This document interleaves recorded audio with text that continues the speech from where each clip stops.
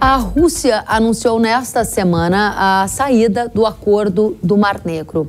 O tratado realizado entre russos e ucranianos e mediado pela ONU permitiu a exportação de grãos e fertilizantes de 3 importantes portos ucranianos durante o período da guerra.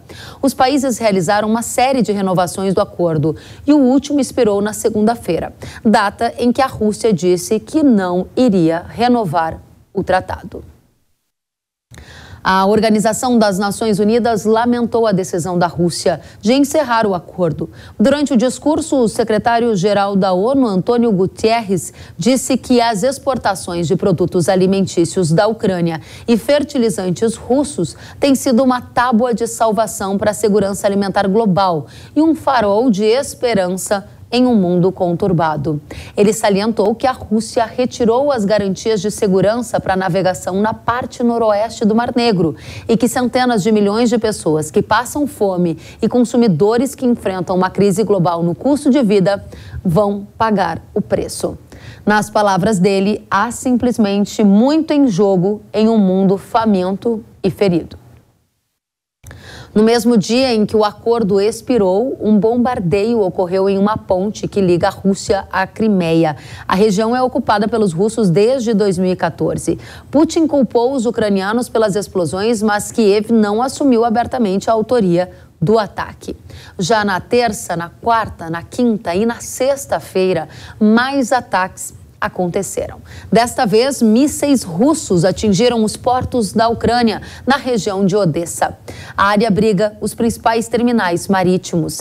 Estima-se que pelo menos 60 mil toneladas de grãos já tenham sido destruídas. Agora, nestas imagens, para quem nos acompanha pela TV, é possível observar o quanto da estrutura de armazenagem de grãos no porto da Ucrânia foi danificada. Veja que as silos utilizados para guardar grãos, como trigo, milho, eles também foram danificados, assim como a infraestrutura utilizada no porto para fazer o carregamento desses produtos nos navios. A Rússia disse ainda que vai considerar que todos os navios que viajam para os portos ucranianos do Mar Negro são potenciais transportadores de cargas militares e que os países donos desses navios que estiverem viajando para portos ucranianos passarão a ser entendidos como aliados do lado ucraniano no conflito. Vocês que acompanham o Hora H do Agro sabem perfeitamente que a geopolítica é um tema de altíssima relevância para o agronegócio, que é um dos setores mais internacionalizados da economia. A gente vai analisar agora com profundidade esta situação, este momento da guerra. Para isto, a gente convidou o professor de Relações Internacionais do IBMEC, Carlo Cauti. Professor, seja muito bem-vindo. Olá, muito obrigado pelo convite. Nós que agradecemos a sua presença e a primeira pergunta é: há alguma chance da Rússia voltar atrás e retomar esse acordo do Mar Negro? Moscou já sinalizou que fecharia o tratado se as exigências fossem atendidas pelo Ocidente. Você confia nessa possibilidade? Kellen, na negociação tudo é possível, né? Na política internacional tudo é possível. A questão é o que a Rússia está pedindo e quanto o Ocidente está disposto a ceder, né? Lembramos que esse acordo ele foi alcançado logo após o começo da guerra, graças à mediação da Turquia e das Nações Unidas, e nada impediria uma volta desses dois atores à mesa de negociações, junto com as duas partes em guerra, para tentar alcançar um novo acordo. A questão é, a Rússia hoje se sente legitimada a pedir mais pela situação no campo de batalha, pelo fato que a contraofensiva ucraniana não está dando os resultados que o Ocidente esperava, por um certo cansaço também do Ocidente em apoiar o Zelensky. Os americanos estão dando sinais claros de uma certa falta de paciência, eu diria até, né, com o líder ucraniano. O próprio ministro da Defesa do Reino Unido já falou abertamente, pediu para a Ucrânia ter um mínimo de gratidão por tudo aquilo que o Ocidente já deu para a Ucrânia em termos de armamentos e que o Reino Unido não é a Amazon, né, de entregar pacotes e armas dentro dos pacotes. Então, Putin está, vamos dizer assim, com uma posição um pouco mais de força nesse momento e pode se permitir esse tipo de iniciativas. Até porque o próprio Zelensky ele está violando o acordo não escrito, né, com os americanos, que prevê que a Ucrânia não atacaria o território russo, e os ucranianos estão fazendo isso com as armas ocidentais. Então, há um momento muito conturbado na guerra e o Putin está atuando justamente nessa brecha que está se criando entre o Zelensky e o Ocidente. Muito bem, professor. Agora, Putin, no fim do mês passado, ele sofreu um revés, né, com aquela tentativa de rebelião do grupo Wagner. Agora, ele sai do acordo, bombardeia portos ucranianos. O que isso tudo demonstra, na sua opinião? Objetivamente, é uma escalada da guerra? A guerra já está numa fase quente há muito tempo, não é um conflito a baixa intensidade como há em outros lugares do mundo. Então, a guerra continua sendo feita no campo de batalha todo dia na Ucrânia, desde 24 de fevereiro de 2022. Então, não mudou muito, vamos dizer assim. O que mudou é que o Putin também deve demonstrar que ele ainda manda em Moscou, porque mais do que um revés na tentativa da Wagner de tomar o poder, que de fato era algo assim, brancaleônico, era impossível chegar até Moscou com aqueles homens, que a coluna da Wagner começou a se desmanchar ao longo do caminho, mas foi algo que colocou o Putin em xeque, porque muita gente em Moscou começou a questionar a permanência do Putin no poder, ou pelo menos a raciocinar no pós-Putin, porque Putin também é um ser humano, em certo ponto ele vai falecer, ou as forças vão diminuir, então ele já não é mais o líder absoluto como era antes. Então ele tem que demonstrar que ele ainda está no comando, que ele manda, que ele tem o controle da situação, aí também ele quer pressionar ainda mais a Ucrânia, que está tentando, vamos assim, ganhar algum tipo de posição, algum tipo de vantagem no campo de batalha, né, durante o período do verão do hemisfério norte, ou seja, de junho até setembro, é o único momento que pode se levar adiante algum tipo de operação militar naquela região, porque depois começa a chover e os tanques de guerra não conseguem transitar. Então, Putin está colocando pressão em cima da Ucrânia e colocando pressão em cima da comunidade internacional através dos grãos para tentar impor à Ucrânia de sentar na mesa e negociar não digo uma paz, mas um cessar-fogo que mantenha o status quo. Ou seja, a Rússia fica com a Crimeia, com o Donbass e com a faixa que ocupa, e a Ucrânia a gente vê o que faz. Bom, professor, diante desse contexto, eu gostaria de entender com mais profundidade a sua avaliação dos próximos passos da guerra. Agora, no finalzinho da sua resposta, você já deu uma indicação. E por quê? Porque isso importa demais pelos impactos que a gente tem observado no mercado agrícola. Só nesta semana, em função desse aquecimento do conflito, especialmente em questão de infraestrutura na Ucrânia, a gente viu o preço de trigo subindo, o preço de milho subindo, e a nossa audiência quer tentar antever o que vai acontecer nesse conflito para saber se isso vai respingar por aqui de alguma maneira. Quais os próximos passos nesta guerra? Para o nosso público que se interessa de agro, a gente já está vendo os efeitos, né, Kelly? Ou seja, o preço da commodity, do grão, está subindo. O grão e todas as outras ligadas, né, as substitutas do grão, já estão subindo desde o começo do mês, na verdade, mas com mais intensidade nos últimos dias. Agora, os efeitos, os passos seguintes da guerra, quais serão?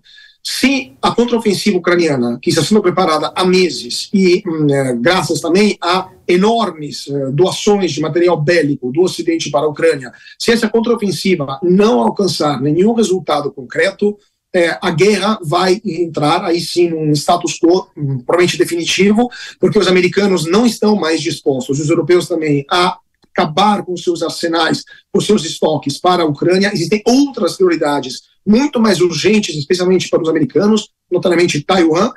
Então, os americanos, para eles, é a última chance da Ucrânia conseguir conquistar alguma coisa. Tudo aquilo que os ucranianos pediram, os americanos deram, inclusive bombas, cluster bombs, né, que são até proibidas por tratados internacionais. Os americanos e os ucranianos não assinaram, mas os europeus sim. Então, tudo aquilo que os ucranianos pediram lhe foi fornecido. Se eles não conseguirem agora obter resultados tangíveis no campo de batalha, aí os americanos e os europeus vão pedir para o Zelensky chegar a um modo de convivência com o Putin, mesmo aceitando perder parte do território nacional ucraniano, o que seria impossível para o Zelensky, porque ele mesmo sofreria consequências, retaliações dentro da opinião pública ucraniana. Então, a guerra pode ir para uma situação de pacificação ou de estabilização no campo de batalha e continuar com uma convulsão social dentro da própria Ucrânia.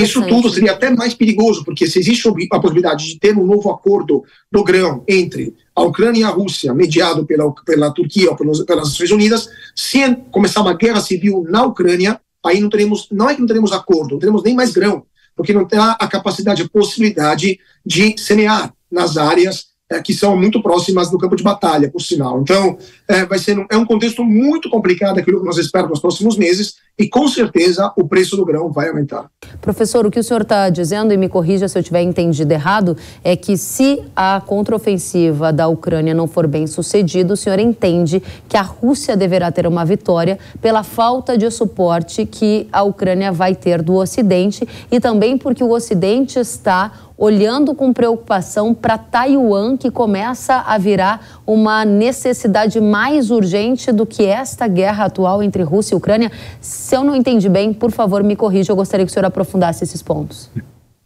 Não, é tudo correto, somente uma coisa eu corrigiria. Não seria uma vitória para a Rússia, porque a Rússia queria muito mais. Seria um empate, vamos dizer assim. Claro que a Rússia ainda ocuparia território ucraniano, mas a Rússia queria ou retomar a Ucrânia inteira, ou pelo menos mudar o governo da Ucrânia. Isso era a ideia do começo da operação, tanto que a invasão ocorreu com apenas 150 mil homens, que é algo irrisório para um território gigantesco como a Ucrânia. Então a Rússia queria uma operação cirúrgica, mudar o governo em Kiev, eventualmente exilar ou eliminar o Zelensky e os líderes ucranianos e voltar para casa.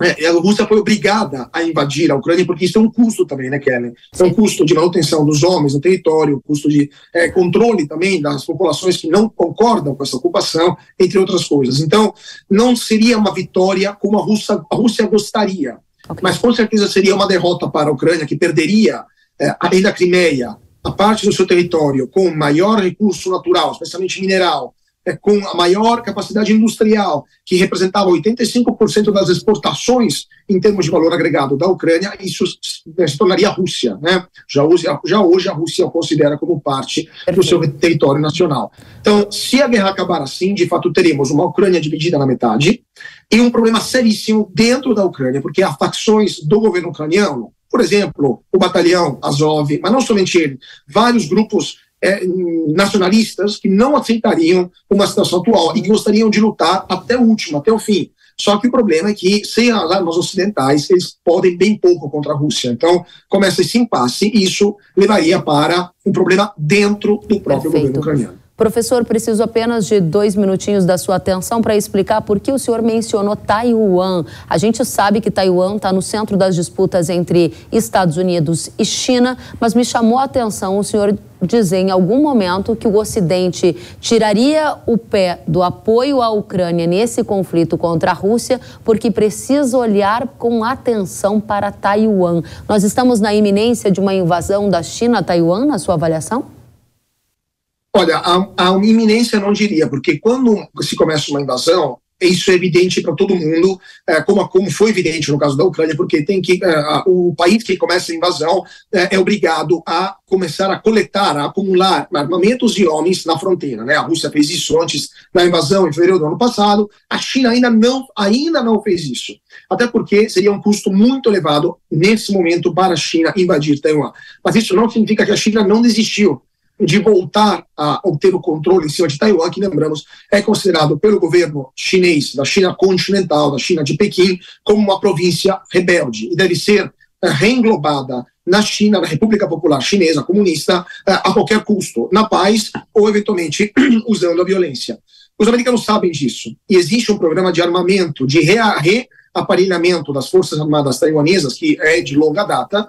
E com a guerra da Ucrânia, esse programa está atrasado de pelo menos 4 anos, porque os americanos tiveram que dirotar as armas que iriam para Taiwan para a Ucrânia. Então, ou vai para um ou vai para o outro. Agora, Taiwan está começando a sentir o peso dessa possível eventual invasão chinesa que pode acontecer nos próximos meses ou anos. E para os americanos, a Ucrânia é algo de menor importância do que Taiwan, porque se a Ucrânia cair, a Europa ainda está lá. Se Taiwan cair, a China vai ter acesso a todo o Oceano Pacífico. Taiwan é um escudo, de fato, que impede para a China se tornar uma potência marítima. Então, os americanos, perder a Ucrânia é tolerável, é aceitável, ou pelo menos parte dela é aceitável. Perder Taiwan não é aceitável. Então, por isso, a prioridade número 1 para os americanos, né, porque o verdadeiro adversário hoje dos americanos, essa nova Guerra Fria, não é a Rússia. A Rússia é uma potência de série B. A Rússia tem um PIB menor do que a Espanha. O verdadeiro inimigo, o verdadeiro adversário é a China.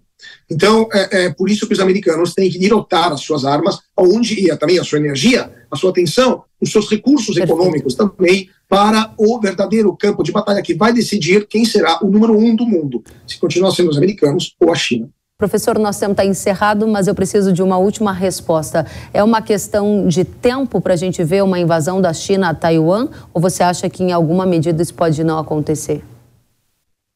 Depende muito, Karen, depende da situação interna da China, depende de como a economia chinesa vai reagir nos próximos anos. Se Xi Jinping se encontrar encurralado numa situação econômica complicada, e numa situação demográfica também complicada, em protestos internos, ele vai usar a arma, a cartada do nacionalismo e vai direcionar toda essa energia interna para Taiwan. Tá se a economia chinesa voltar a crescer, aí provavelmente teremos outro desfecho dessa história. Professor Carlo Cauti, professor de Relações Internacionais do IBMEC, muito bom tê-lo conosco. Volte sempre, professor. É um prazer. Até a próxima. Até a próxima.